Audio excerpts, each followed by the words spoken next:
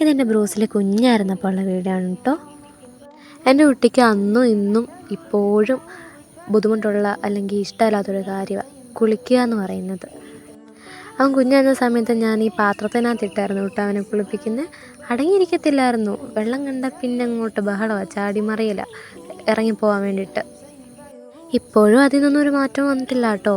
ഇപ്പോഴും കുളിക്കാൻ വിളിക്കുമ്പോഴത്തേന് അവനങ്ങ് ഭയങ്കര ബഹളമാണ് അങ്ങോട്ട്.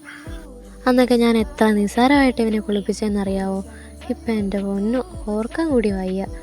കുളിക്കാൻ വിളിക്കുമ്പോഴത്തേന് ഒരുത്തൻ ഓട്ടവും ചാട്ടവും, പിന്നെ അടങ്ങിയിരിക്കൂല. നമ്മൾ കുളിപ്പിച്ചങ്ങോട്ട് തിരിയുന്നതിരം കൊണ്ട് മണ്ണിനകത്ത് കിടന്നങ്ങ് ഉരുളി ചെയ്യാം.